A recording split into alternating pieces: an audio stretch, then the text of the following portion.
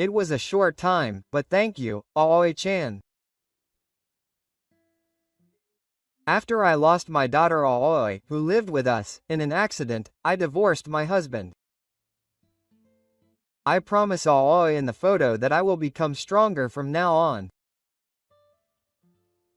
Since then, I have been living quietly alone in this house full of memories.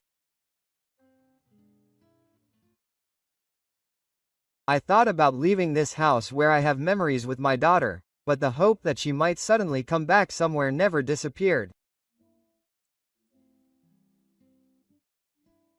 The guilt of losing my daughter and the pity for myself weighed heavily on the back of my mind, and I couldn't move forward.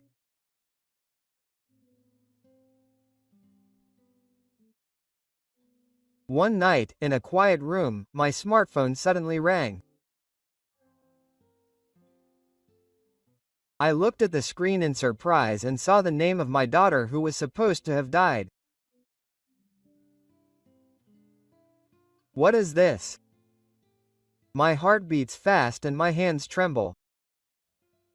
I was scared.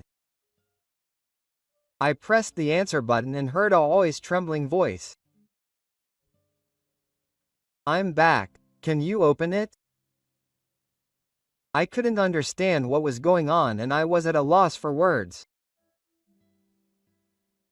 Fear and expectation were building up, but I unconsciously went to the entrance and opened the door. Standing there was Aoi, pale and with messy hair. She was staring at me naked. It may have been exactly the development I had hoped for deep in my heart. But at that moment, some instinctive fear hit me. My daughter who was supposed to be dead was right in front of me. That fact aroused fear and anxiety. The words she started to say, "Mom, actually," made my heart even more upset. I closed the door with trembling hands and stepped back as if to escape from the place. The sound of the door closing echoed in the silence. A cold wind blew through the house and an eerie shadow flickered inside. My heart continued to pound so hard that it hurt, and I was overwhelmed by fear and just stood there.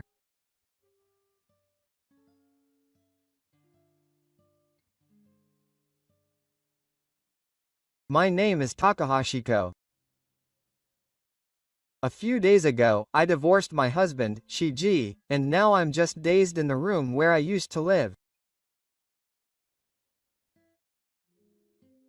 What on earth did I do? I sat in a chair and kept looking up at the ceiling. Did I do something bad to deserve a divorce? In the end, I couldn't strongly refuse his request to divorce me, so I'm sure I had feelings of wanting to break up. I closed my eyes and thought back. My life was never unhappy. The family of Shinji runs a 4-story shop called Sato no Nashi that has been in business since the Edo period, and was known locally as the Mike family. While running the Japanese sweet shop, the family learned the art of Sato and provided the best omotenashi to customers who visited the store. They also serve as members of the local board of education, and their name is known to everyone in the local area. Shiji was the heir to the family. Shinji's older brother was in charge of close interactions with the store and the local community, and he was trained very strictly.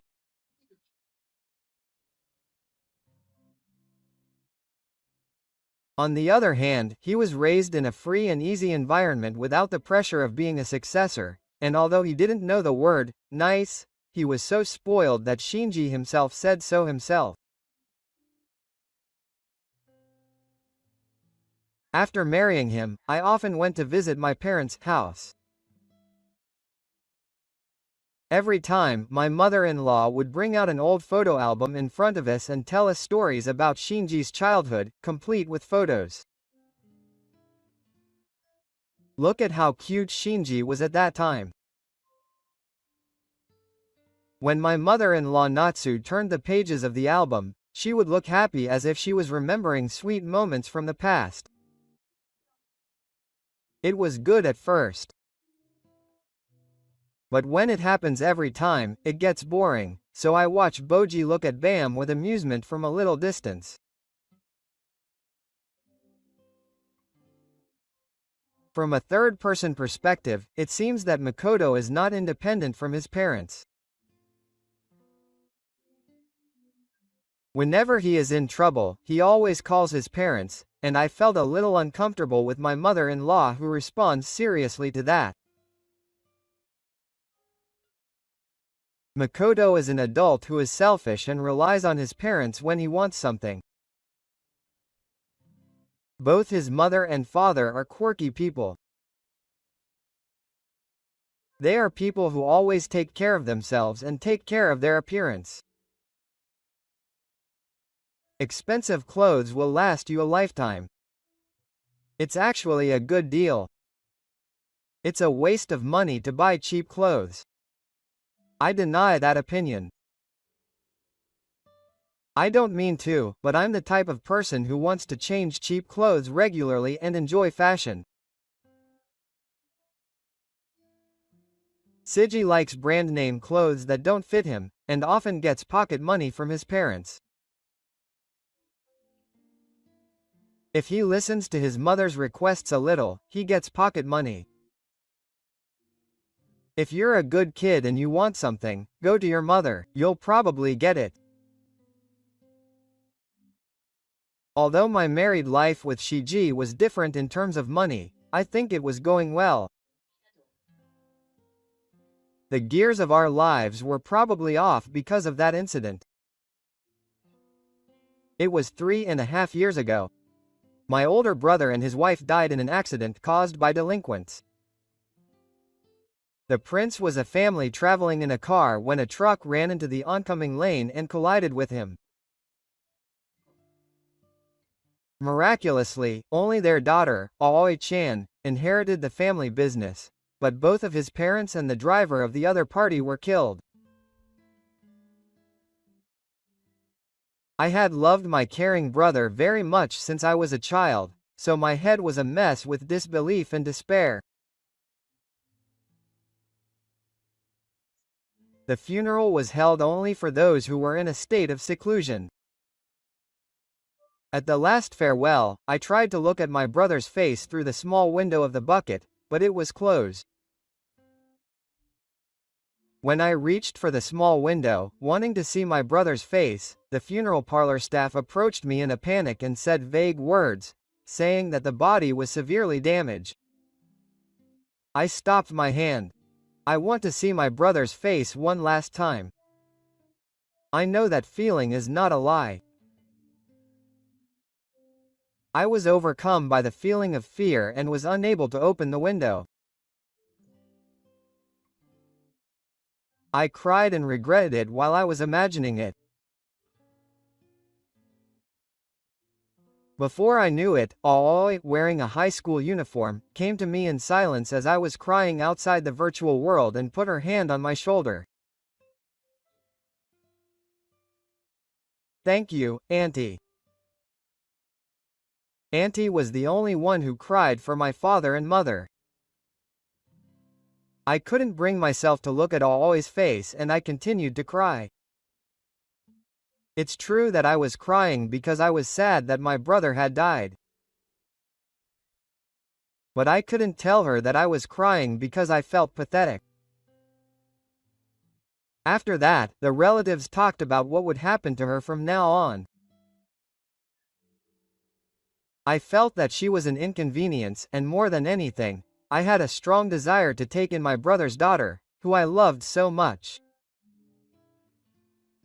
When I told Shiji about it, he made a blatantly disgusted face. Huh, are you crazy? Even though we don't have children, she's such a big girl. That's not it. It's not because I want a child, I'm worried about Aoi. I seriously asked him to make a relationship with her and take her as my real daughter. But he firmly refused, saying that he didn't want to acknowledge his daughter, who was not his blood relative, as his own child. I don't want to put her in an institution. I don't want that child to be transferred to another institution. If possible, I want to be that child's mother. She was so enthusiastic that she agreed to welcome Aoi into her home. Although we were not related by appearance, I strongly wanted to love her like my own daughter. But reality is not so sweet. Aoi always treated me and Arata with a sense of self-worth. Shiji also seemed to be concerned about the fact that she was not related by blood, and treated her very coldly. It is impossible to suddenly think of such a big child as your own daughter. Shiji and Aoi hardly spoke to each other and continued to keep their distance. She is a really carefree girl who takes the initiative in helping with housework and cooking, and she studies hard. I had heard from her brother that she had good grades, but even though she had lost her parents, her grades did not drop. Ai is a hard worker. She is really amazing. Yes. I will do my best to be recognized by my uncle someday. Ah, this girl is really a hard worker. Although I realize that I treat Aoi with respect, I am working hard, believing that we will become a family someday. Working hard is a way for me to survive after losing my family. Yes. Really. I couldn't say anything and could only smile awkwardly. I was happy for a few years after that. I didn't have any children, so I thought I had a family with Aoi. I remember going to many places together. I'm sure I was desperate to make her a real family member as soon as possible. I thought it was childish for Aoi, who was in high school, but we went to the zoo and the aquarium. I was genuinely happy that I could go to places I couldn't go without my children, and I enjoyed every day. Aoi's smile comes to my mind as clearly as if it were yesterday. But on that day, the day Aoi's summer vacation began, I suddenly got some time off work, so let's go to a hot spring. Apparently a colleague at work gave me a hot spring trip experience that was due this week.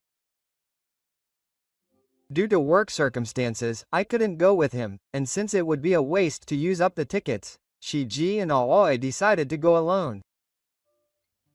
It might be nice to have some time just for the two of us. Let's eat some delicious food and relax in the hot springs. I was happy that Shiji was trying to do something like a family with my daughter, and I felt a little relieved.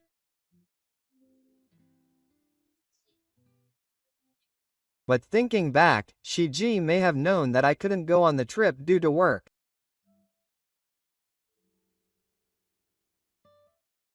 On the day of the trip, Aoi said that it would have been better if Auntie could have gone too, but she seemed to be looking forward to it. I'm sure she thought that by traveling with Shiji alone, they would become closer as a family than ever before. Sorry, Eiko. This time, it's just me and Aoi. It's sure to be fun. Shinji was strangely kind to Aoi, which was unusual for him. It was so obvious and different from usual that I felt a little suspicious. I'm looking forward to it. I wonder what the hot spring is like.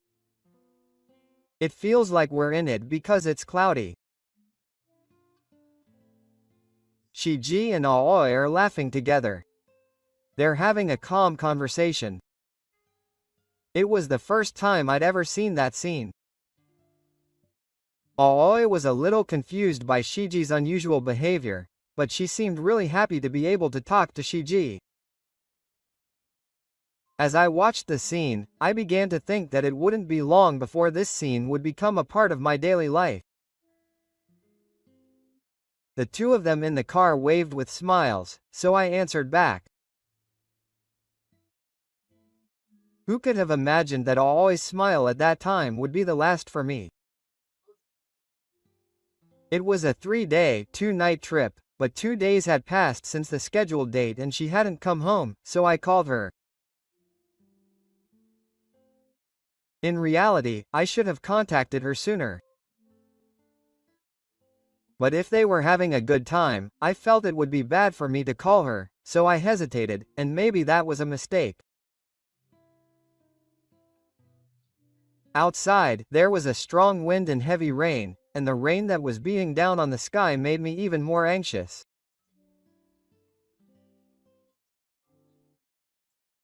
As I stood there holding my cell phone, wondering if I should call the police, I heard a car stop in front of the house, and it was only Shiji who returned. There was no sign of Aoi behind him. Why didn't you contact me for 2 days? I'm worried. Oh, I'm sorry. Aoi and Shiji went to the living room in silence and drank water in the kitchen. Then they quietly said that they had an accident. Accident? What accident? What happened? He died in an accident while traveling. It wasn't funny as a joke, and Makoto is not the type of person to say such things. His words echoing in my ears felt like they were coming from far away. Why was my voice trembling? Shiji remained expressionless and gave no answer to my questions. The imagining was over. I put him in the grave at my family home. At that moment, my knees collapsed and I knelt on the cold floor. Aoi's smiling face, his talking face. Various faces crossed my mind. Why didn't you tell me? Why did you hold the funeral without asking my opinion?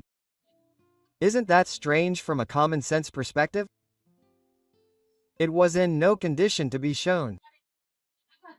It was too terrible. Hearing those words sent chills down my spine. I instantly remembered when my brother died. I was so badly injured in the accident that I couldn't see my brother's face in the coffin house. The last thing I remember is my brother's face. I wonder if the reason he can stay beautiful forever is because I didn't look into the coffin at that time. I thought that Eiko would have a hard time mentally if she saw Aoi in that state. So I didn't need to finish the virtual thing right away and finish the funeral, because I wasn't in a state where I could show you. Let's forget about it. He wasn't my real child to begin with. Let's forget about it. The words, "he wasn't my real child to begin with," burned my heart like an alien blade. I wanted to love that child like a real child, and I did.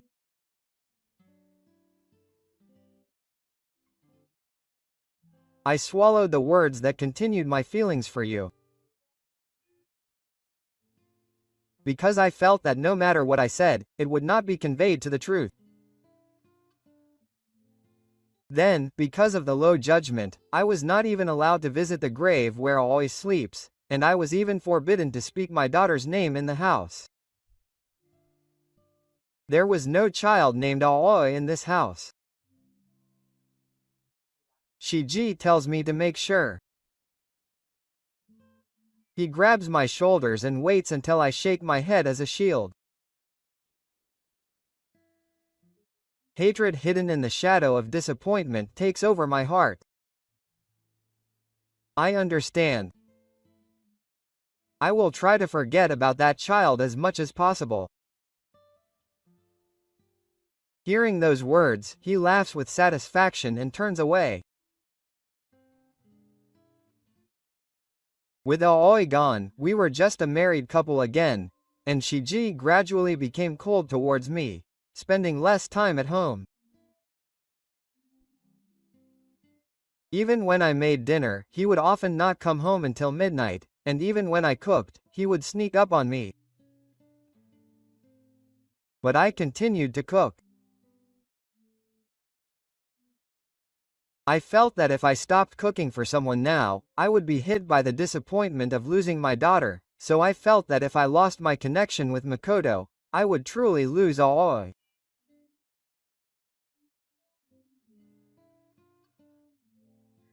It felt like I would lose everything I had up to that point. A few months after losing Aoi, Shiji presented me with divorce papers without warning. I'm giving this house to you. So I want you to get a divorce. Can I ask why? You understand, right? There's no point in us being together anymore. I couldn't say anything, and I think I just had a look of shock on my face. He left the place without saying anything, as if ignoring my reaction, and left the house. I was left alone, at a loss in the silence. Is there no room for reconsideration? I tried to contact Shiji, but he had already changed his phone number and I couldn't get through. I tried calling my mother-in-law, but as soon as I said my name, her voice dropped blatantly. I couldn't go because I was bringing home a daughter I don't even know. You've destroyed my family on your own and should just get a divorce. The insulting words echoed deep in my ears, and in the end the call was blocked. I was tired. I couldn't be sad, I couldn't be worried, I couldn't be thinking. I stared at the divorce papers on the table and wondered if writing this would make me feel a little better. As I wrote my name on the divorce papers with trembling fingers, tears fell on the paper. After mailing the divorce papers to my fiduciary's parents' house, I held a simple funeral using Aoi's other items. I quietly prayed for her to return to her old clothes in the room she used. It was a short time, though. Thank you, Aoi-chan. My life will continue from now on. I swore to Aoi in the photo that I would become stronger from now on. Since then, I have been living quietly alone in this house full of memories. I have thought about leaving the house full of memories of Aoi, but the hope that she would suddenly come back somewhere never disappeared.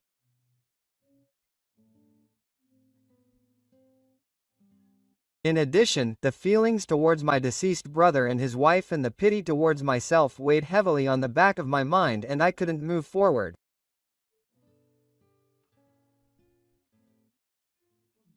One night, in a quiet room, my smartphone suddenly rang. I looked at the screen in surprise and saw the name of my daughter who was supposed to be dead. What is this? My heart was beating fast and my heart was trembling. I pressed the answer button tentatively and heard Aoi's trembling voice. I'm home. Can you open it? I was speechless, unable to understand what was going on. Fear and expectation were taking over, but I unconsciously went to the entrance and opened the door. Standing there was Aoi, pale and with messy hair. She was staring at me naked. Maybe it was exactly the development I had been hoping for deep in my heart. But at that moment, some instinctive fear hit me. My daughter who was supposed to be dead was right in front of me. That fact aroused fear and anxiety. The words she started to say, "Mom," actually, further upset my heart. I closed the door with trembling hands and stepped back as if to escape from the place. The sound of the door closing echoed in the silence. A cold wind blew through the house, and an eerie shadow flickered. My heart was beating so hard I felt pain, and I was overwhelmed by fear and just stood there. My phone rang again, and my daughter's name was displayed on the screen again. When I picked up the phone, I heard a low laughter in my ear. "Can you give it to me? I'm back." The voice was definitely my daughter's, but it was somehow creepy and froze my heart. I tried to scream, but no sound came out. Unable to bear the fear that was attacking me, I ran deeper into the house. My phone vibrated again, and the screen displayed a message saying, "Open it, Mom." At that moment, my whole body froze and something cold ran through me. But her voice continued to echo in the depths of my heart. "I'm here." That voice awakened something inside me, and I quickly opened the front door and hugged Aoi. "It's Aoi, I missed you.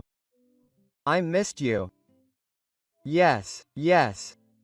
I've always missed you too." I immediately guided her into the house, and urged her to come in. The clothes and underwear she took off were so dirty that I couldn't imagine it, so I covered my mouth. I prepared some clean clothes and a simple meal before she came out of the bath. After getting out of the bath, she looked at the food laid out on the table and cried in pain. While eating slowly, Aoi began to speak quietly. It became clear that day, Shiji and the others had not gone on a trip, but had been taken to Shiji's parents' house. Not a trip, but to his parents' house. Why? His parents' house was originally a large house that could employ several servants, but due to his mother-in-law's rude attitude, the servants quit one after another, and the management of the house became difficult. To overcome this situation, his mother-in-law promised him that if he listened to us, he would inherit all of his assets. Shiji sent Aoi to work as a pawn at his parents' house, as if he was a useful child. In the car that took him to the house, the uncle kept persuading me. I couldn't say that I didn't want to work. He was treated normally for the first week, but the situation gradually became more difficult.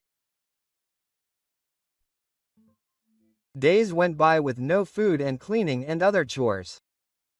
If she made a mistake, she was yelled at, her meals were taken away, and she had to spend time alone in a cold room. Her cell phone was taken away, and she repeatedly pleaded to go home, but Shiji was just left alone. This continued for half a year. Unable to bear it any longer, she took her cell phone while everyone in her family was out and finally ran away. Fear and despair remain in her eyes. I accepted the fact that weighed heavily on me and blamed myself for not being able to do anything. I wonder what Aoi was thinking during those days. Just imagining it makes my heart ache. I realized the depths of my guilt for not questioning my husband at that time. I'm sorry. If only I had realized it sooner, it would be okay. I'm okay. But I don't want to go back to that house anymore. Of course. Isn't it obvious? Can I live here again? What did I make her say when she was still young?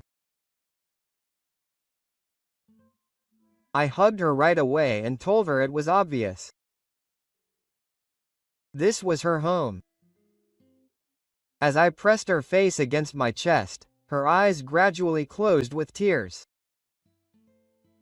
I held her for a long time as she continued to cry without making a sound.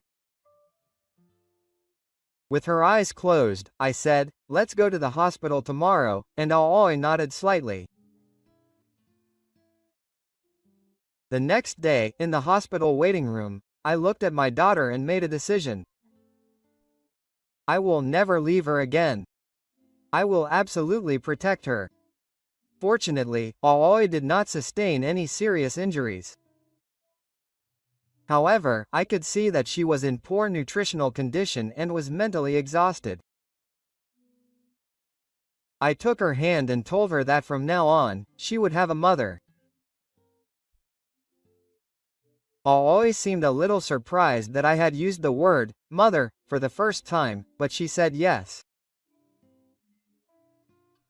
I told Homu to stay with me forever. I contacted a lawyer and decided to start a full-scale investigation. I will no longer waver. I will do everything I can to get Aoi's future back. From now on, no matter what happens, I will never let her be alone. The next morning, I decided to start an investigation with my lawyer to expose the truth and the wrongdoings of my parents.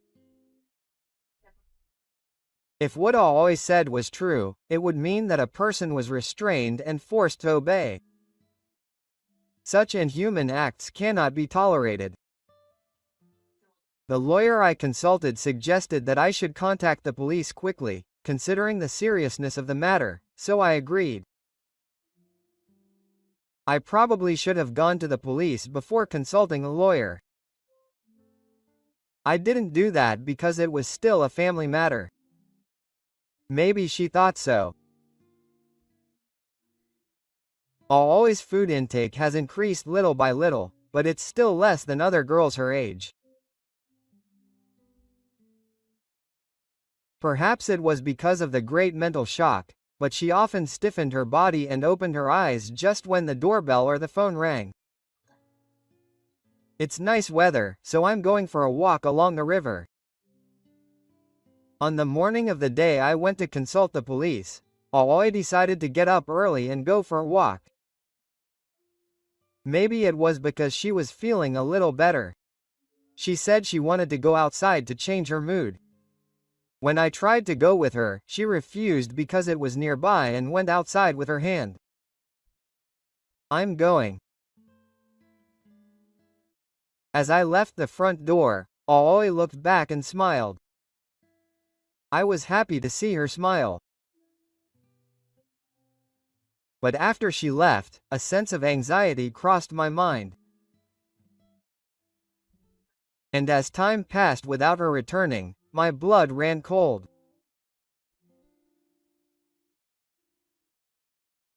The fear of when Aoi had disappeared came back to me and my breathing became irregular. I was screaming in my mind, "Please, where are you?" At that moment, a flashback hit me. The image of Aoi sitting alone on the cold floor in a dark room popped into my mind. It was the life at her parents' house that she had told me about. When I imagined how cold and dark it was and how painful it must have been for Aoi, my heart tightened with despair. She must have been taking a detour. That's right, it's okay, it's okay. But it's been too long for a walk. It had been almost 3 hours.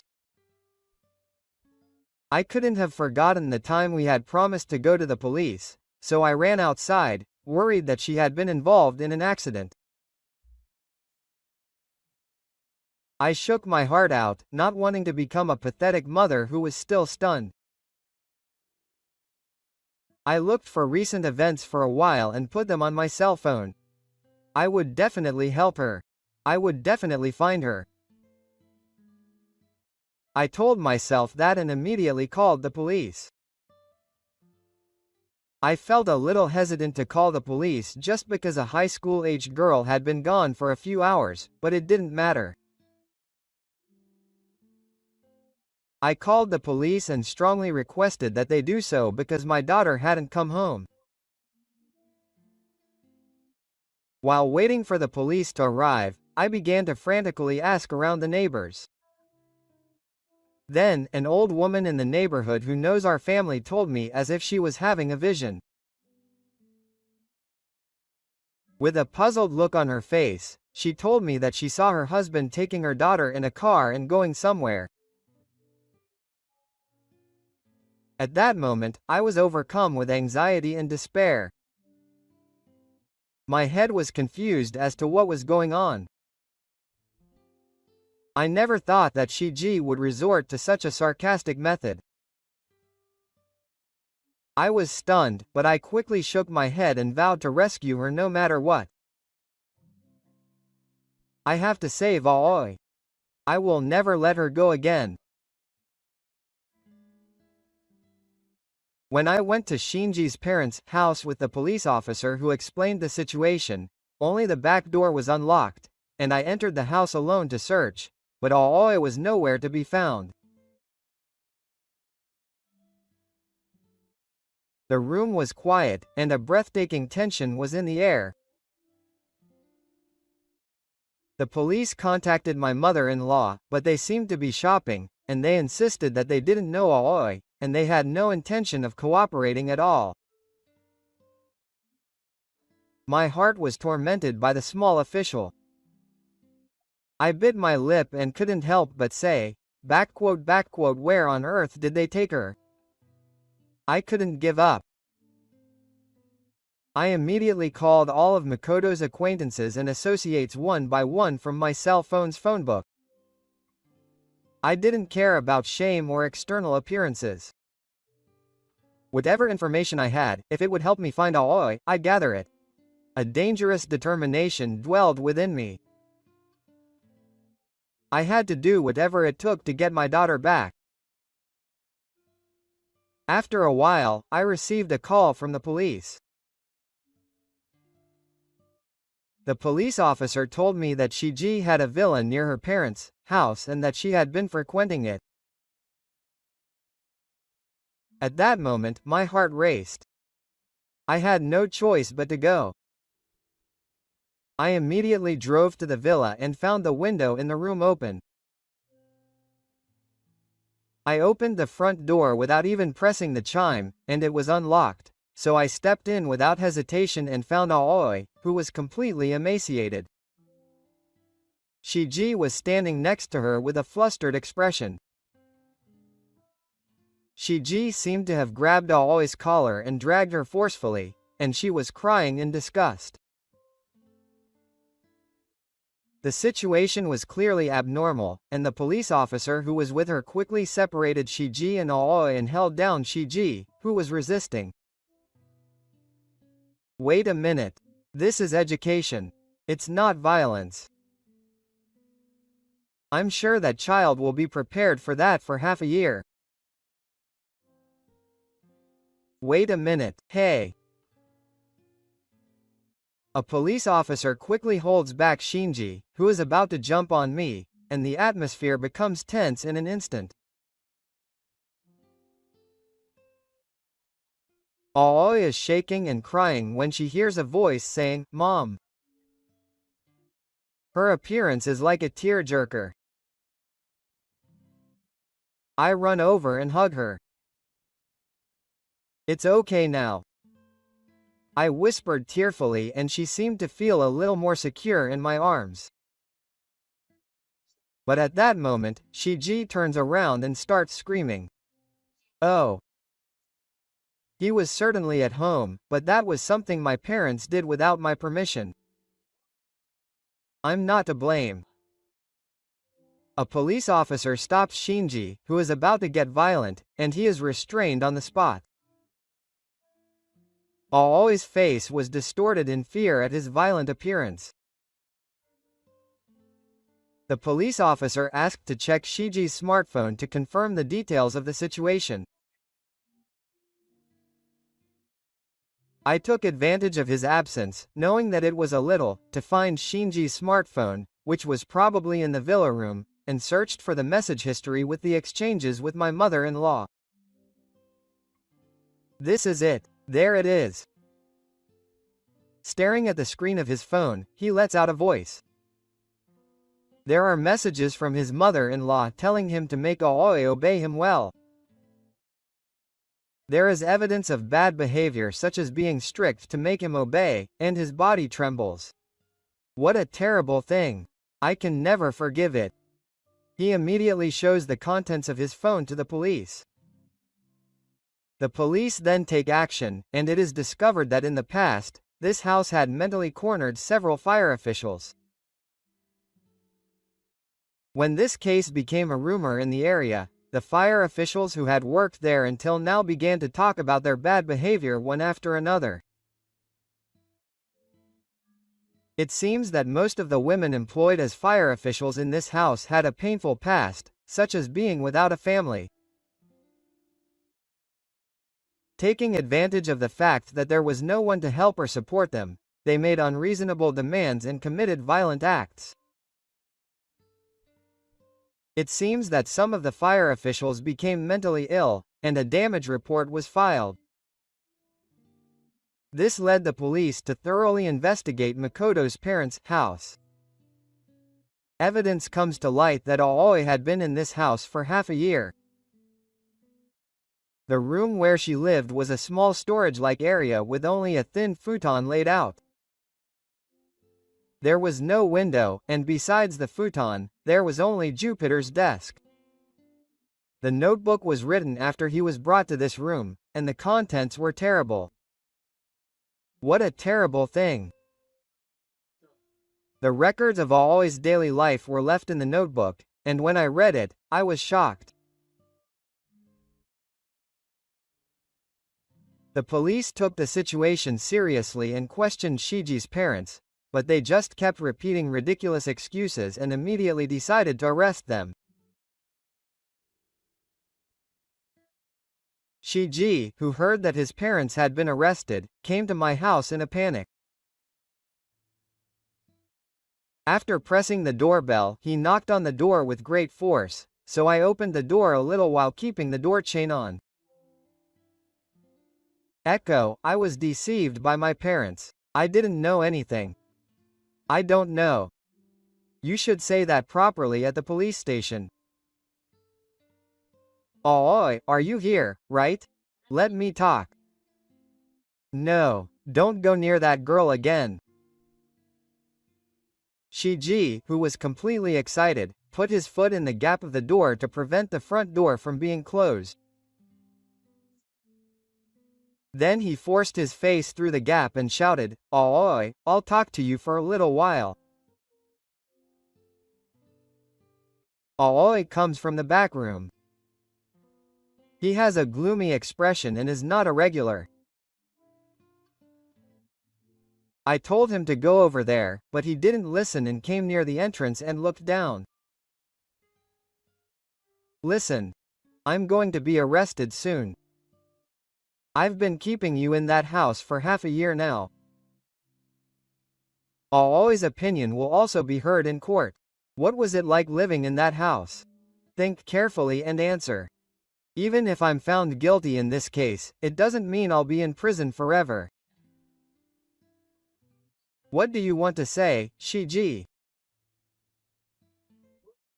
Your words will ruin my life. Say something that will be unfavorable to me and won't get a suspended sentence. I'll never forgive you. The next day, Shiji was arrested. I hugged Aoi and told her that she never had to go back to that house again. While I was hugging her, she continued to cry. Eventually, she muttered thank you in a trembling voice. A few months later, the trial of Shiji and her parents begins. With evidence of the unfair treatment of the children and fraud, the trial proceeds overwhelmingly in their favor, and the parents' past actions are revealed. It seems that they regularly took the children from the institution to maintain the appearance of the Mike family. Perhaps they wanted people around them to think they were wonderful people. However, in reality, they were caring for the children and condoning them, telling them to be useful to them. It turns out that the children they deemed useless were pushed onto the relatives who were present, and the children who couldn't bear it ran away on their own accord.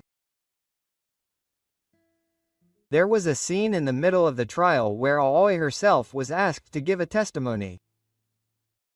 Both I and the lawyer had told her that she didn't have to push herself, but it seemed like she was desperately trying to shake herself up.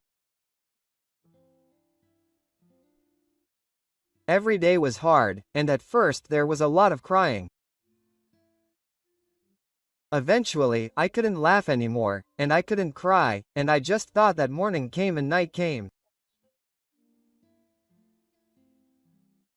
A girl who had lost her parents had tried desperately to fit into her new family, but one day she was suddenly forced to work in an unfamiliar place. I can't imagine how despairing that must be. Aoi is strong now, speaking her own words in front of a large crowd of judges, lawyers, Shiji, and her parents. I want to meet my mother someday when I have the chance. I spent every day dreaming of that. Aoi. I finally got the life I dreamed of. I was able to endure those hard days because I wanted to meet my mother. So Aoi started crying. I quickly hugged her and rubbed her back. Shiji shook his body and glared at the table. The evidence and testimony were all gathered. It was certain that a verdict of fact would be given to Shinji. You're kidding me. Everything went wrong because I took in a child who wasn't related to me by blood. Eiko, my life is a mess because you took in Aoi. I just took responsibility for becoming Aoi's mother.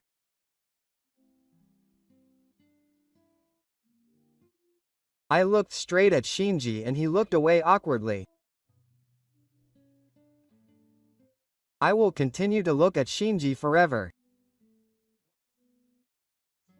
If he ever appears in front of us again, I will run away as far as I can. I will use everything in my life to protect my precious daughter. Don't show your face to me again. Hey, wait. Echo. Don't call me by my name again. I bowed lightly to the people in the room, both to me and to that child, and decided to leave the room with Aoi.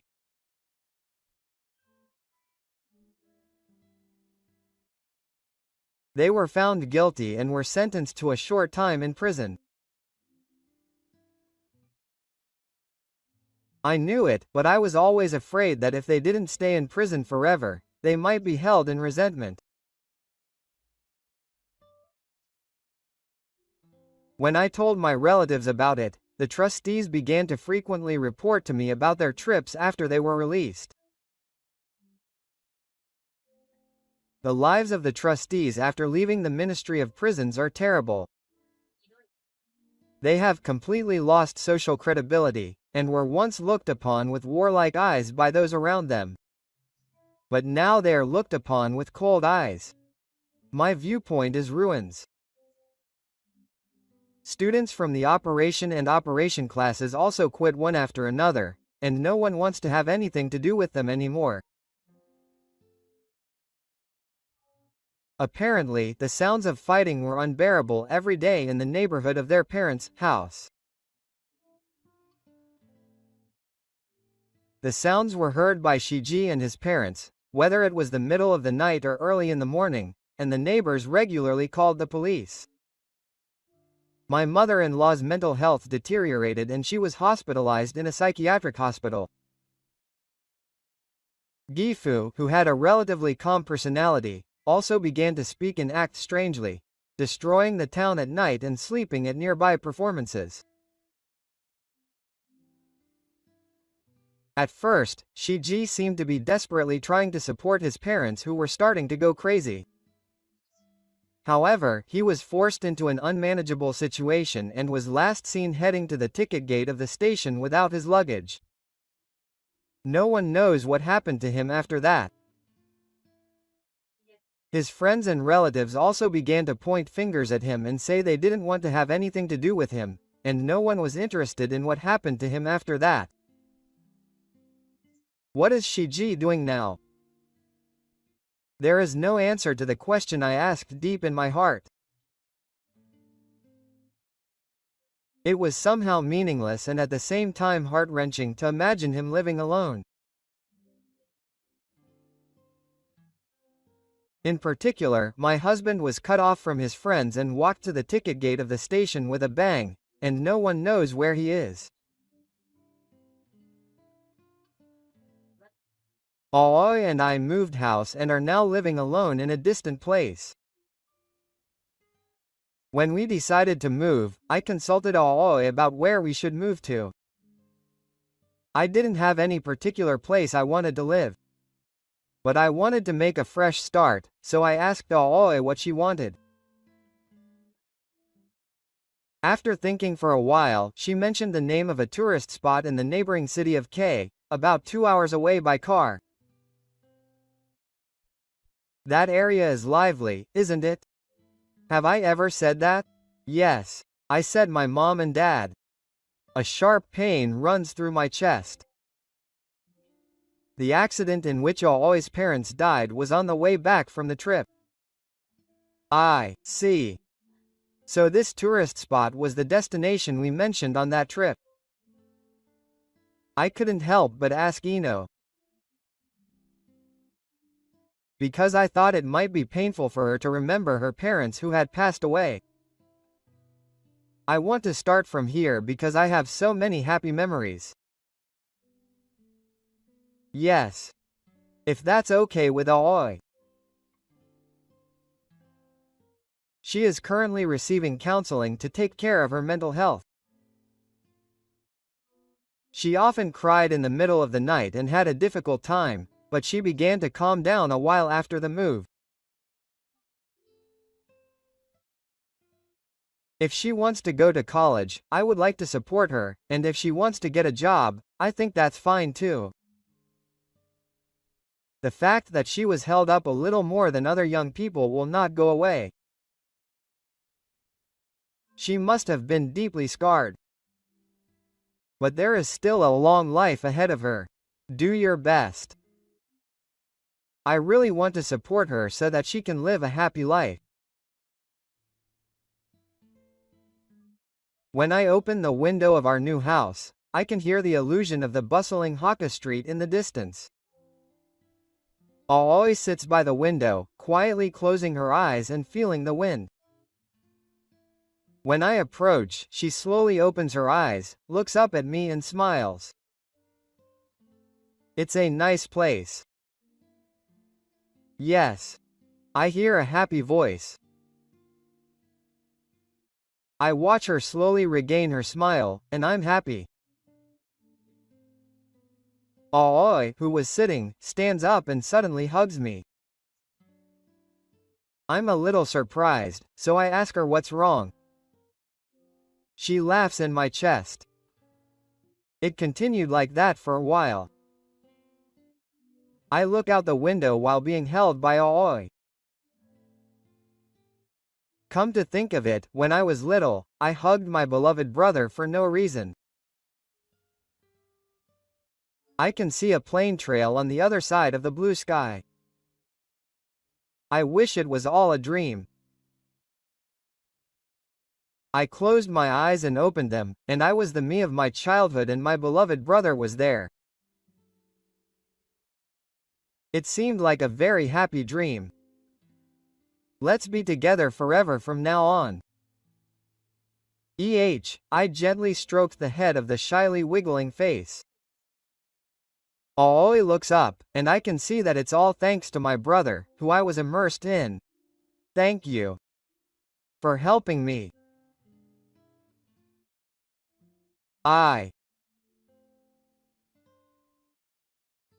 thought about so many things, about my brother, about Aoi.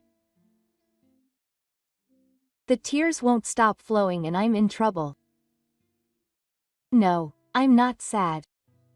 You see, I'm happy. So happy. Stop it. I'm starting to feel like crying too. I've learned that sometimes you need to fight to protect those you care about. Since we live close to a tourist spot, why don't we take it easy and do some sightseeing tomorrow? I suggested, and Aoi nodded deeply and smiled, tears in her eyes.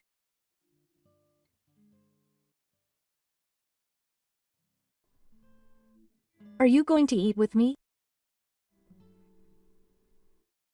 I only ordered sushi for the whole family. I was shocked to hear such words at the celebration of my husband Kenji's 60th birthday. For the first time in a long time, the children have left the house and the whole family is gathered together. I wonder how they will celebrate. Maybe they'll wear the red chanchanko. No, maybe things are different in this day and age. With such expectations in my heart, I was counting down the days until today. On the dining table, there was high-quality sushi, pizza, sandwiches, fried chicken, and salad. And even a cake to celebrate the 60th birthday. The living room, which is usually quiet with just the two of us, was bustling with people today. It looks delicious. It's been a long time since I've had such a feast. I sat down and picked up my chopsticks when I heard such shocking words. The room suddenly became silent. Everyone was looking at me with smiles on their faces. I instinctively looked at Kenji and asked for help. I thought he would run around like he used to say, "What a mother." But Kenji didn't say anything. That's not all. I was sitting in my chair with my arms folded, leaning back like everyone else. Why didn't they say anything? In the end, I had no choice but to leave the house without being able to do anything. It was February. A once-in-a-decade typhoon was hitting me. It was cold. Suddenly, the icy wind hit my whole body and my breath turned white. No one was listening to what I had to say. I remembered the way everyone looked at me just a few minutes ago and felt a chill deep in my heart. But I had a destination.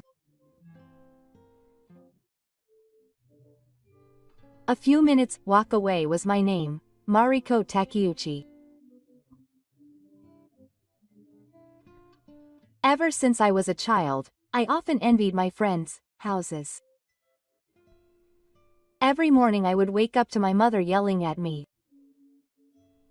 The sound of my father laughing loudly. My brother would suddenly get angry over small things. I had a strong longing for such a lively and casual daily life. Maybe that was because it was something I had no connection with. Yes, I didn't have parents. To be precise, they died in an accident when I was 2 years old. Of course, I have no memory of my parents. I was alone at the age of 3, without any siblings, and was taken in by my grandparents. My grandparents were very kind and raised me with all their heart. But my daily life was quiet. The sound of my grandmother cooking in silence. The sight of my grandmother reading the newspaper on the veranda.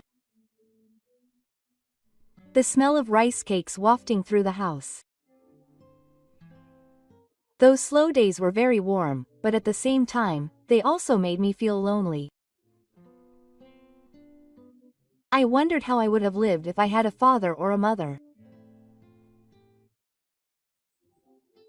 I wondered how many times I would have lived my days while looking at the few photos of my parents.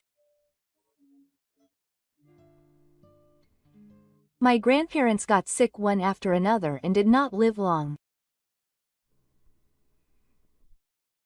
And at the age of 18, I was alone in the world.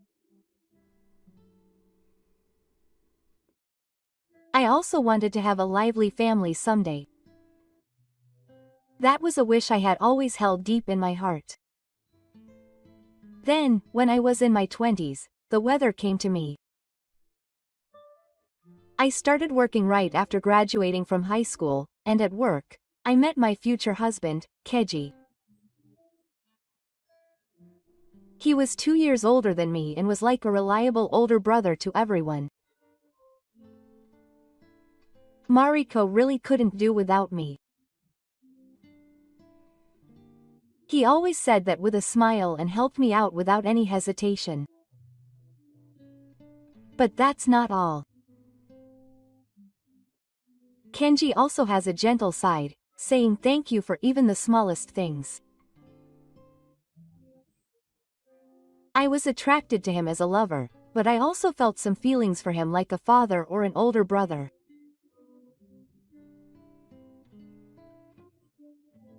As I dated him, a certain thought began to grow in my heart. I could start a family with this man.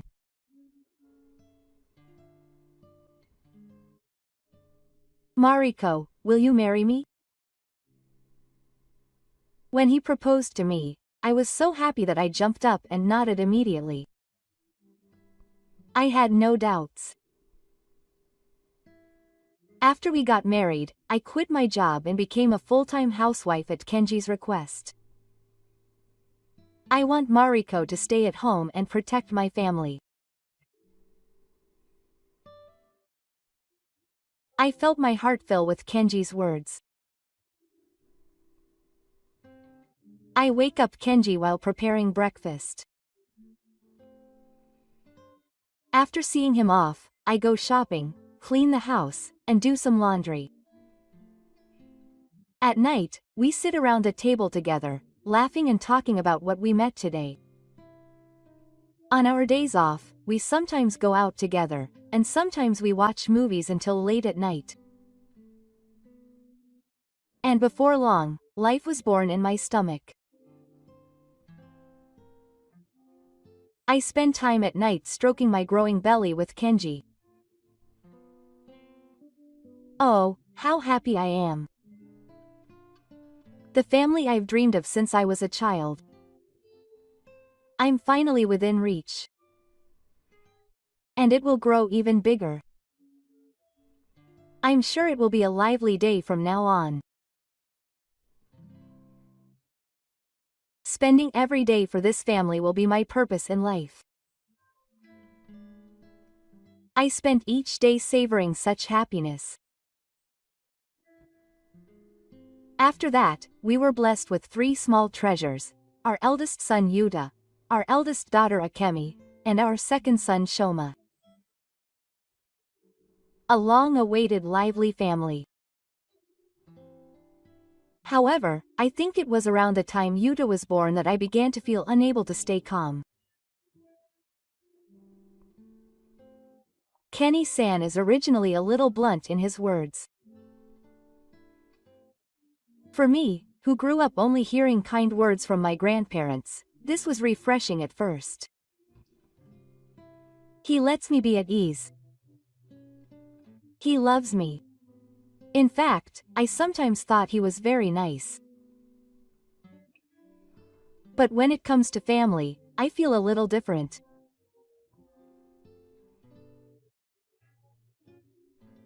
Mariko, who was so comfortable with me, sometimes even felt disgusted when I said, "I can't do it without you." It's common sense that I don't know anything about that. I started to get irritated when Kenny-san spoke in a tone that sounded exasperated. But when Kenny-san saw me like that, he immediately apologized. I said too much. I'm sorry. He gently holds my shoulders and says kind words. When I feel his warmth, I think back to the fact that maybe I was worrying too much. And after that, Kenji continues to support me in his own way, saying kind words to me.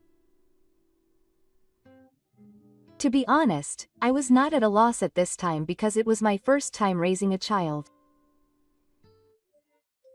I couldn't sleep well, and the house was a mess every day. I was taking care of Yuta, and when I realized it, it was dark outside. Oh, what did I do all day? I hate myself for not being able to do anything. Combined with Seigo's hormonal balance, I get irritated by small things. Even though I'm calm and it hurts. But Kenji was there for me. I'll call my mother tomorrow. Mariko, take it easy all day. He even makes such a suggestion out of concern for me. Even though Kenji works outside, he is kind to me. Thank you so much, Kenji. I couldn't thank Kenji enough. But my emotions only get worse every year. It didn't calm down even when my children became aware of their surroundings. Shima played the piano at the kindergarten because his mother forgot something. See, your mother doesn't know anything, so there's no point in asking her. I get annoyed by every joke that Kenny-san says. It's true that I'm at fault for forgetting something. I don't know anything because I don't have any education or common sense. But even so, I get annoyed when the kids giggle along with it. I don't think Kenny-san wants me to be a spectacle for the kids. His jokes are just a little harsh. The kids probably don't have any deep meaning to their laughter. It's okay because everyone is laughing. Normally I would have let it go. It was a joke. It's because of my hormone balance that I get annoyed. I kept telling myself that. Kenny-san was quite well known among the parents in the neighborhood and at the kindergarten as a good husband and father. He's a really good husband. He's cool, he takes care of the kids, and he must have a good job. I'm jealous. When he says that, I don't feel bad. Kenny-san was actually very kind to me and the kids. His jokes are still harsh sometimes. But after that, he always considers me and supports me. I think Sachiko's family is the ideal family.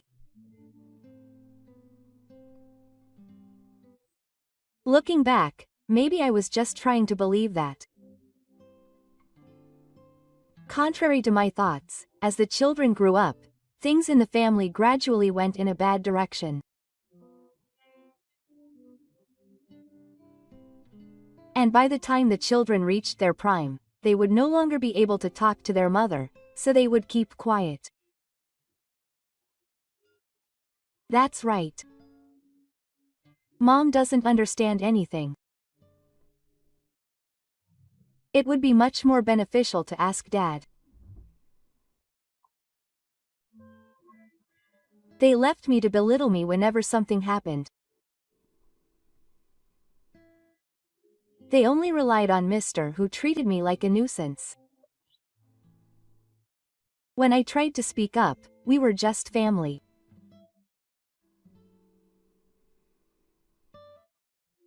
Gradually, I felt more and more isolated in the family. The only person who was kind to me was Mr. Kenji. How dare you talk to your mother? Apologize. When the children's behavior got out of hand, he would raise his voice and tell me off like this. As expected of the family's breadwinner, the children were obedient to what Mr. Kenji said. He always apologized with lip service. But even after that, the children's attitude towards me did not change. Mommy can't cook very well. Don't come on the day of the event, it's embarrassing. Whenever I open my mouth, I hear those words. But I still believed. Someday, they will understand. The children are still young. They may only realize their mother's love when they grow up. With that thought, I worked hard to do the housework, cook meals, and protect the house. Because this family is what I have always dreamed of. The family I finally got. My good-looking, kind husband who works for a large company. 3 lively and energetic children. And me, a full-time housewife who supports them. Isn't this the ideal family I had imagined? No matter how cold they treat me, no matter how much they look down on me, I want to protect this family. That's what I thought. A few years later, all of my children graduated from university and got jobs. They each had their own families. As for Kenny-san, he should save a little more. The lights were on the other day too. He is still as kind as ever, but he has been nagging me about saving money recently. But it can't be helped. Kenny-san is almost 60 years old. He plans to continue working, but due to the recession, his salary has been reduced recently. And after retirement, his salary will be reduced even more. I've been supported so much, so I should try to save money. Every day, I check flyers for cheap supermarkets and go to each one. I started a home garden in the garden and work hard to take care of it, hoping to make a little extra money. It seems that Kenny is working overtime every day to make up for his reduced income. He always comes home late these days. Now that we have children, we don't need to spend much money. Kenny manages the household finances, so I don't know the details. But considering Kenny's salary and our household expenses, we should have saved up a certain amount of money. I once said to him, "Why don't you retire and take it easy?" But Kenny didn't say no. I'm sure it's because he has our old words. Even though he's already an adult, he works so hard every day. I felt that I could rely on Kenny. Eventually, each of our children had a grandchild. Our dream family is expanding. There's nothing more joyful than this. Congratulations, I wonder if I can go and celebrate. But the children's attitudes only got colder. No, you don't have to come. And don't come without contacting me. Giving birth at home. No, I'm not joking. I'm giving birth here and I'm definitely not coming back. Thanks to that, I haven't met Akemi and Sheba's children yet. How big have they grown? Is it for dad or mom? I spend my days lost in thought as I look at the photos on the cards that came with the housewarming gift.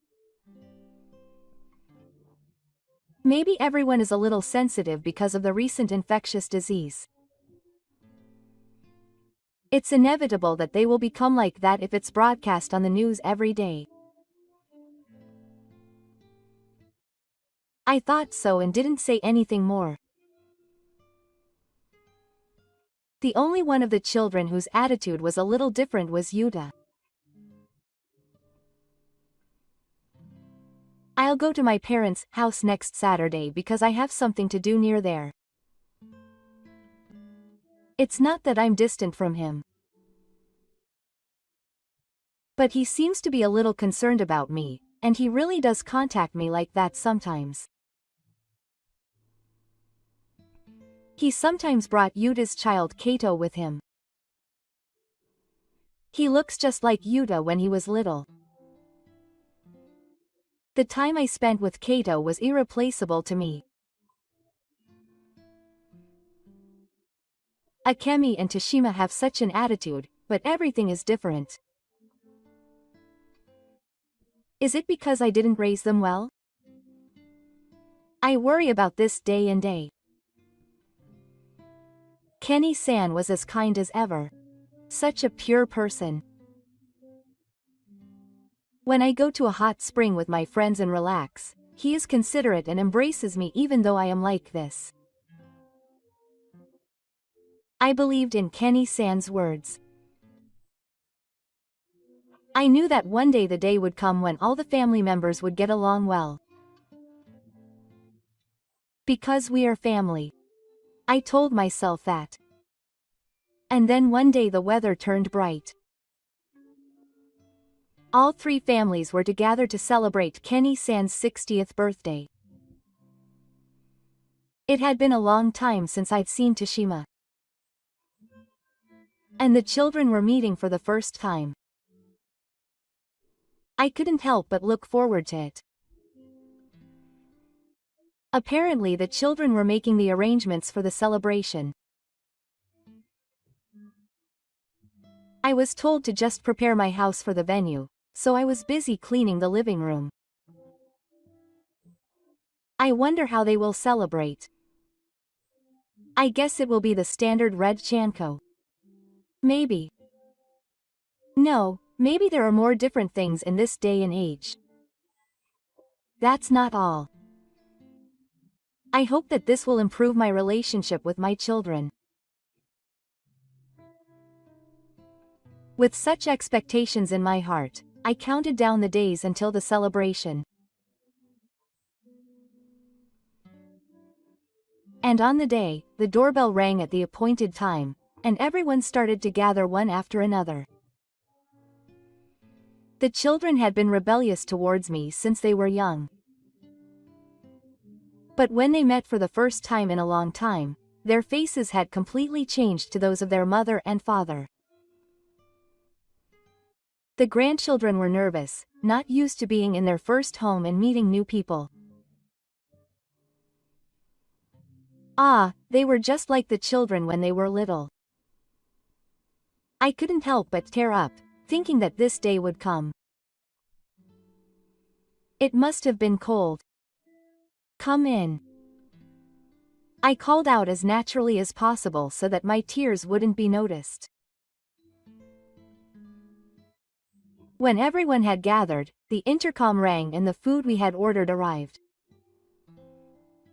High-quality sushi, pizza, sandwiches, fried chicken, salad, and even a cake to celebrate the completion of the 60th year.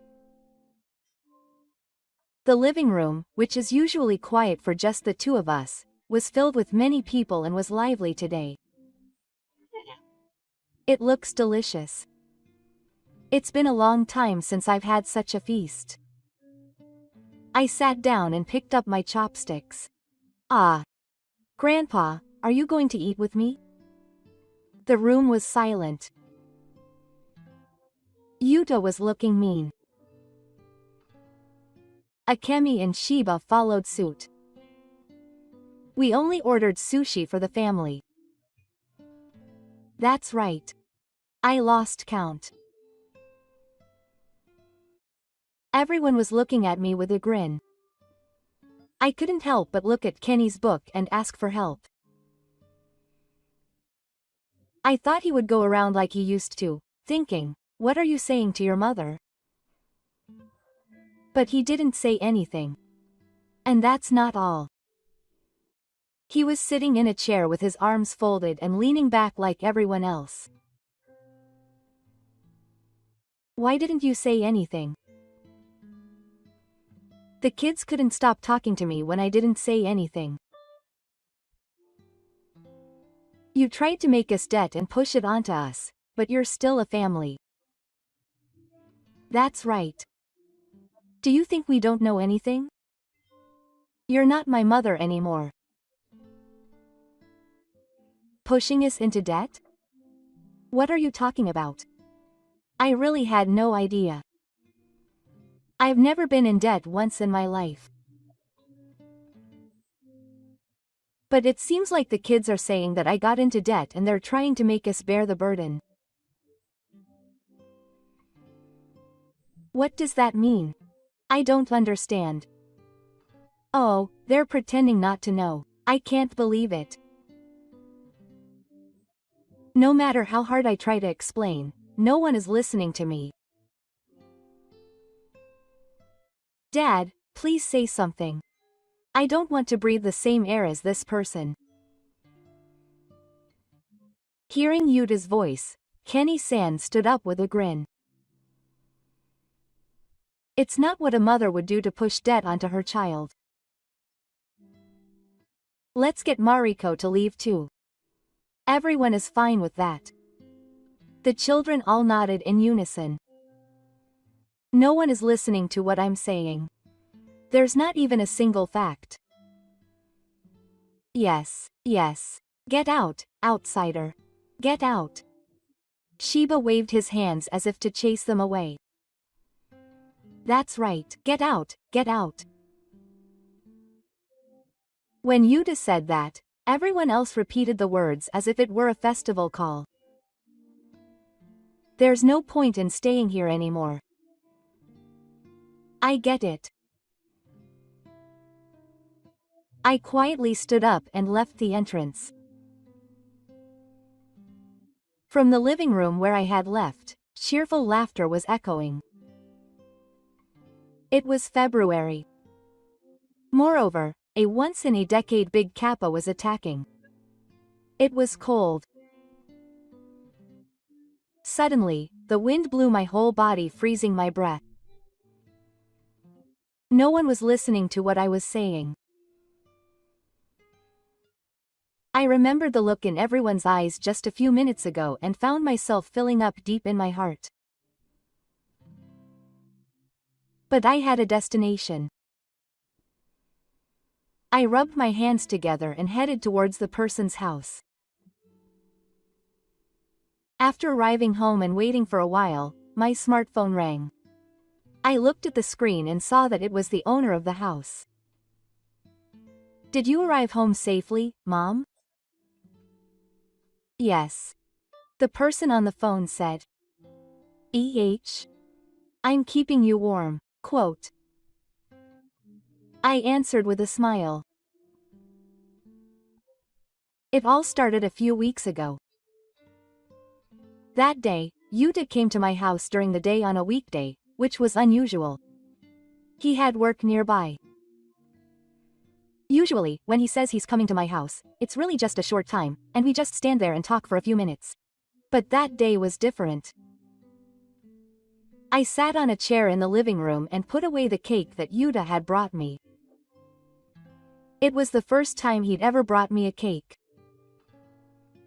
I wonder if there was something to talk about. It might have been since childhood that the two of us sat face to face like this. Even though he's my own son, I felt a little awkward. After a moment of silence, he spoke. Mom, I want you to answer me honestly. He was serious. I'd never been looked at like this before, and I couldn't help but stand up straight.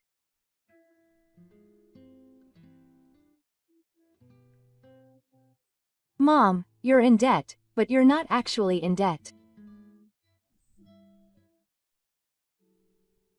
This is what it means to be taken by surprise. I couldn't help but speak out loud when I heard something I had no recollection of. I thought so. Yuta sighed in relief. But his face quickly turned to stone.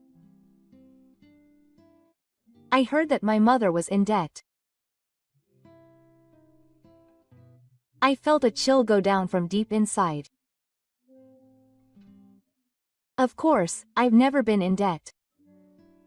To tell such a lie. I wonder if I've incurred someone's grudge. From who? I reflexively said it, but I didn't want to hear the answer. I wish time would stop here. I even thought that, but the answer came back to me as if nothing had happened. My father didn't say a word. I heard it clearly, but I couldn't understand it. All the sounds around me became a blur in the distant bridge of my vision. Only my heartbeat echoed loudly in the night, and I could feel my fingertips getting cold. But I thought it might be a lie. Because, you see, what Yuta said from then on was hard to believe at first. It seems that Kenny-san has been controlling the family from behind the scenes for a long time. Their mother is stupid and can't do anything. So if they listen to their mother, they'll become stupid. Yuta was told that from a young age, and everything his mother says is wrong. Your mother is a hopeless person. That's why she probably doesn't work. Do you guys want to be like that too? She said the same thing to Akea and Shiba, and apparently made me isolated in the family. Akeshoma, who had been told that since he was old enough to understand, probably fell into the cage of man and Kenny-san. But Yuta was different. It seems. My mother was kind to me. I remember her hugging me tightly when I was lonely. Why does my father say this? He said he had always wondered. Apparently, when Yuta, who was a first-class citizen, was still young, Kenny-san's control was not yet complete. But Akeshoma obeys his father. In fact, his mother didn't work, and while she outwardly obeyed Kenny-san and rebelled against me, she had always wondered if it was the right thing to do.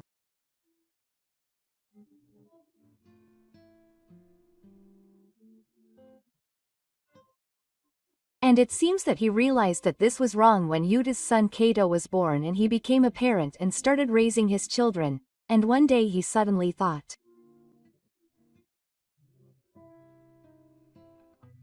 His mother gave us a lot of love. He thought of us first. Everything Dad said was wrong. That's a lie, right? That's what he said when he heard it. I wanted him to tell me it was a lie. I wanted him to laugh and say it was a joke. But his eyes were so serious and quiet that I knew it was all true. And that wasn't all Yuta said. Kenny-san had told the children something a while ago when he met them. He was thinking of divorcing their mother and remarrying with someone better.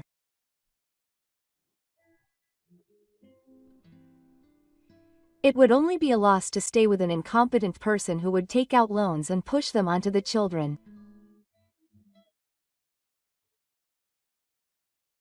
It was Kenny-san's plan to tell the children the lie that I was in debt. Apparently he was surrounding them so that they could separate smoothly without paying unnecessary alimony. After hearing everything, I couldn't continue speaking. My mouth was dry and I couldn't speak properly. My head was a mess and I couldn't organize my thoughts. It's a lie, it's a lie, it's a lie. No matter how my children treated me, I wanted to accept them as a mother and a family member. It's because I raised them, so they will understand someday. Right. I had convinced myself. But it was all Kenji, who I thought was my biggest ally, plotting it all. I learned about Kenji's main chapter. I now know that there was a hidden meaning behind all of Kenji's kindness from the past and present. Mariko can't live without me. Those words I loved when we were dating. Maybe he had already started brainwashing me back then. Now that I think about it, he must have been trying to make me think that I couldn't live without him. Even when I was struggling with childcare, he spoke kind words to me, but it was my mother who directly helped me. At that time, I was grateful to Kenji, but in the end, he didn't do anything.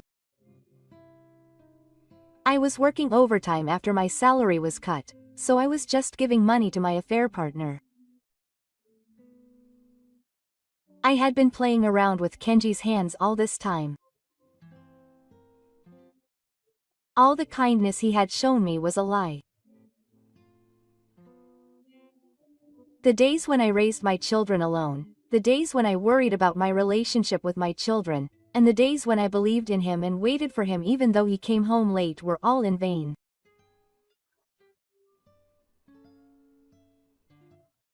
Everything I had believed in until now is crumbling. I just stood there. What should I do now? But Yuta in front of me was smiling. Mom, it's okay now. Leave it to me. It seems that Yuta has a plan. That's what today's celebration of the 60th anniversary is all about. So Yuta deliberately left the room and made me get out. The idea was that if he did that, Kenji, who had suddenly become stronger, would show his tail. And it was a brilliant success. After that, Kenji drank alcohol and felt good, and invited his lover over to the house. This is the new mom. Unlike Mariko, she's reliable. And he introduced her to the kids, saying this. Yuta apparently took a video and a photo of the scene as a memento. Now we have evidence of Kenji's cheating. But what should we do from now on? My head was still a mess. For a month after that, I was staying at Yuta's house. You can stay as long as you want until your mom is satisfied. Both Yuta and his wife told me the same thing. But why does Grandma live here? Did Grandpa lose his house? My 4-year-old grandson, Kato, asks me curiously. Children are obedient. If I get married as I am thinking now, it will take my grandpa away from Kato. Really? Is that really okay? If I just endure, won't our family live together without falling apart? The family I longed for. The family I finally got. I'm trying to destroy it with my own hands. All sorts of thoughts come to my mind and I blame myself. Why didn't I notice it sooner? Thinking back now, I feel like there were plenty of opportunities to notice. It was only because I was insensitive that it developed into this situation. I feel so self-loathing every day. Mom has already tried hard enough. Mom is not to blame. Yuta always says that. Every time I hear those words, I tear up. One day, I heard a shocking story from a neighbor's wife who I happened to meet in town. She said that a flashy woman was frequently coming and going to our house after I was gone. She was probably the one having an affair. Kenji seems to be quite in love with the woman, and it seems he often sees her handing over a high-brand Levi's bag. But that's not all.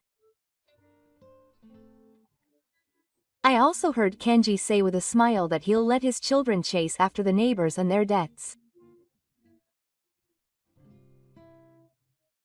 The moment I heard that, I felt like something inside me snapped. What do I want to protect? I now clearly understand. It's not Kenji, who has been trampling on me. It's my child Akira and his family, who will live with him in his future. Kenji, who uses his family as a scapegoat, is no longer family. I was ready. From there, I acted quickly. I want to have a proper talk with my family one last time. I told my children that, and we decided to gather at my house again. Akemi and Shoma were unaware at first, but Yuta persuaded them, and we somehow managed to make it happen. A few days later, when I returned to my house for the first time in a while, the entrance hall was neatly lined with shoes, and the living room was neatly organized. There was no sign of pride on the floor. It was surprisingly clean and tidy for someone who lives alone with Kenji. Just as the neighbors had said, her lover was probably coming and going. I didn't care about that anymore. After everyone was gathered, Kenny-san left with a smile. Huh? I heard that today was a family gathering, but why is there someone else here? He asked me, pretending to be clueless. He looked at the children's faces as if to say, I see, and asked for their consent. He probably doesn't doubt that everyone here except for me is on his side. Today I came to officially go through the divorce procedures. I wanted my children to see it through. When I said that and handed in the divorce papers, Kenny-san's face was filled with pride. Oh, I see, too late. You finally realized that you've become the family's foothold. Kenny-san said this with a smile as he picked up a pen with Yu and immediately began writing the divorce papers. It was as casual as if he was responding to a fan at a social gathering. There was no hesitation. I didn't say anything, just stared at his hands. Kenny-san finished everything and pushed the divorce papers back to me without any hesitation. Then he grinned and proudly declared, "Okay, now I'm officially a stranger. My only family is my children." Kenny-san's voice, laughing at Takara, echoes in the living room. Next to him, Akemi and Shiba are laughing as well. Well, that's to be expected. It's like my mother never existed in the first place. The mocking laughter pierces my ears. I see. I really am a stranger here. I felt a little sad. But it was only for a moment.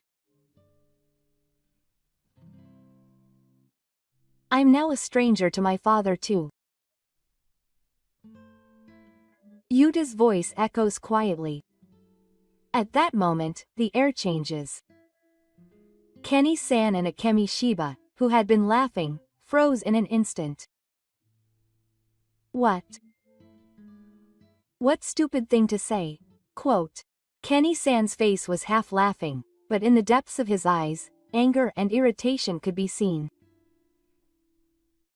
Brother, what do you mean? Akemi and Shiba are also children who don't know what you're talking about. Look at this. Yuta said quietly as he laid out several documents.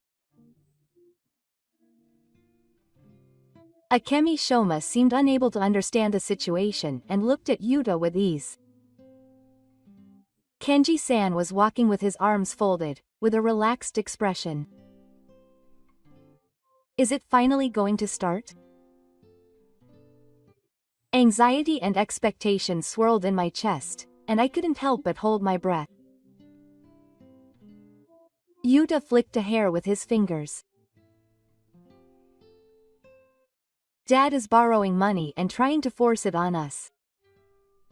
It was Dad who said that, right? Akemi and Toshi looked at Kenji-san in unison. That's right. Dad told me. Mom is borrowing money on her own and trying to make us know all about it. Akemi said so and Shiba nodded. I heard that too. That's why it's better to distance yourself from Mom. I was in pain and bit my lip. Kenji-san really had a hand in all the children. Even if I know it, hearing it from them makes me realize that this is the undeniable reality. All of those stories are lies. Yuta slammed the table and said so. Ake and Shiba opened their eyes in surprise. Even if it was a lie, Dad said that it was just Dad secretly making Mom out to be the bad guy. Here's the proof. Nita pointed to the documents on the table. I checked my mother's bank records, but she had no debts. In fact, it was my father who had been spending the money.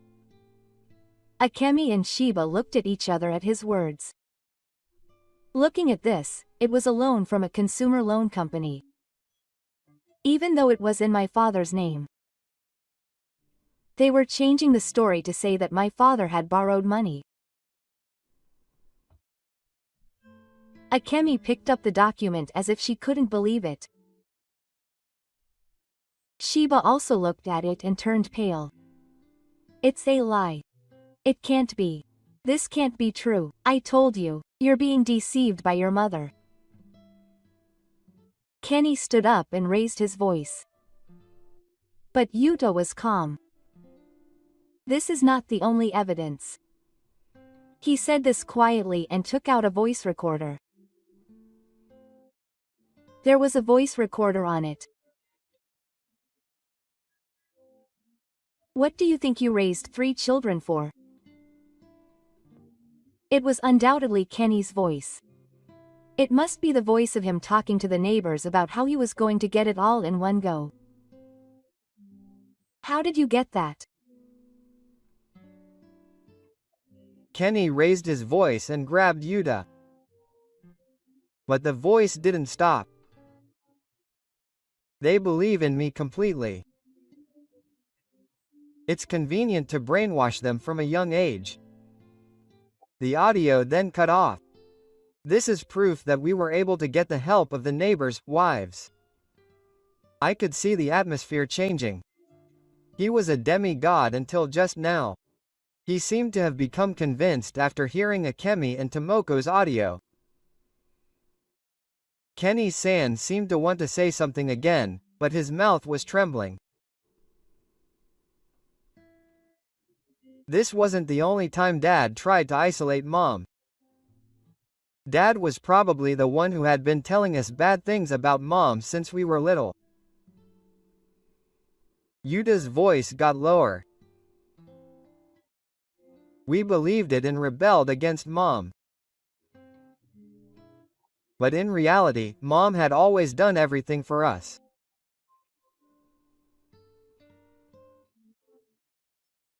Akemi and Shoma didn't say anything, but I could see the regret in their expressions.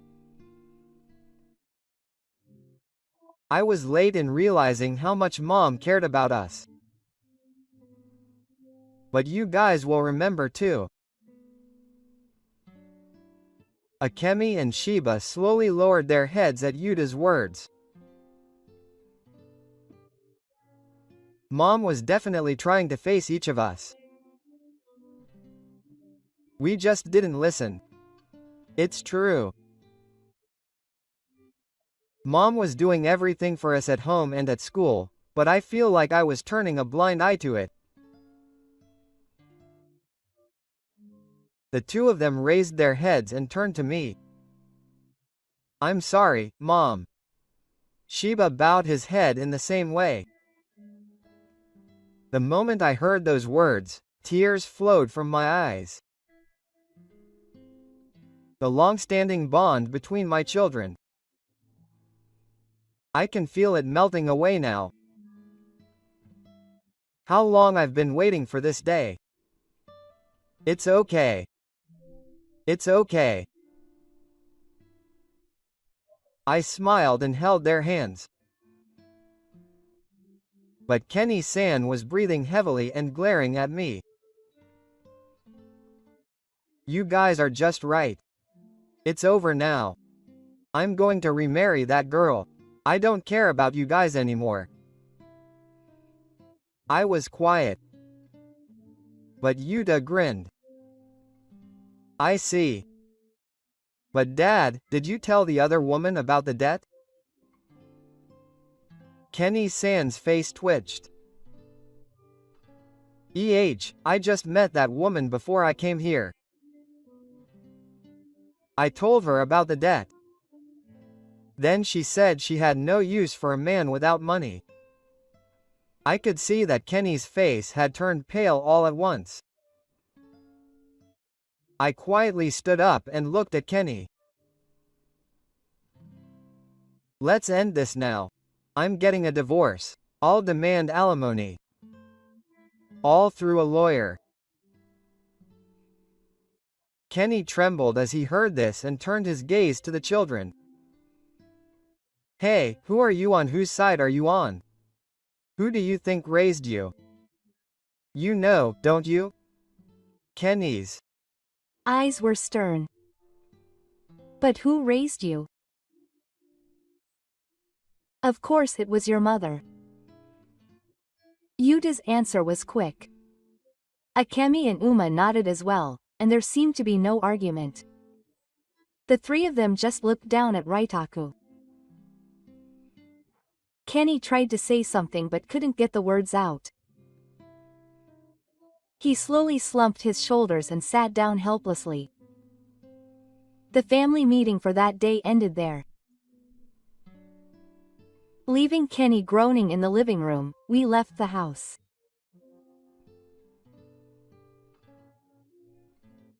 Thank you, Yuta. I smiled at Yuta and he nodded a little shyly and answered briefly, of course. After that, I returned the lawyer that Yuta had arranged, and I officially divorced Kenji. It seems that Kenji resisted to the end, but all the evidence was there. An excuse full of lies has no meaning in the eyes of the law. And of course I asked Kenji for compensation. Genji, who had debts and had to pay me compensation, seems to be in a lot of financial trouble, but that doesn't matter to me anymore. It was time to pay for the years of lies and betrayal. After that, Kenji apparently called the children, asking them to hand over the money. Maybe he thought that he could still manage it because he had been able to control his children since long ago. But he hung up the phone after talking to all three of them. It's a time when raising children is already expensive. There's no way they'd have the money to give to their father who had been betraying them for so long. Kenji, who used to look down on his family and control them. Rumor has it that he now lives quietly in a cheap apartment, spending his days without trusting money. And as for me, I was officially allowed to live in Yuta's house. When I wake up, the morning light shines softly through the gap in the curtains. I hear the sound of footsteps and then say, "Grandma, good morning." Kato comes running into my room with a cheerful voice. I smile and gently hug his small body. I never thought I would be able to greet such a peaceful morning. When I think about the past, it still feels like a dream. I've been taking care of Kato more often, taking over from my friend Yuta and his wife, who work hard. Only now am I finally becoming more aware that I'm a grandmother. I also started seeing Aike and Shoma more often. Mom, how about we have a picnic with the kids next time? To be honest, it's still a little awkward. But I feel that the deep gap between me and my kids is slowly filling up. And I started working as a housekeeper in a Kiji. I had been confined to the small world of my home for many years and I never imagined working in the outside world again. But now, I want to go out into society again. I thought that this was the only way I could use the skills I had from doing housework all my life, so I took the plunge. At first, I was confused. But the joy of being useful to someone fills my heart. Thank you. It helped me. Every time I hear those words, I realize that my existence is truly useful to someone.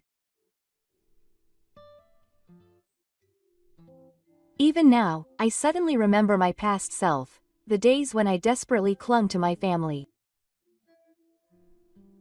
I wonder how much that must have tormented me. Back then, I was obsessed with the idea of a family. I lost sight of myself. But it's okay now. I know now. Family isn't about form, it's about being connected by heart.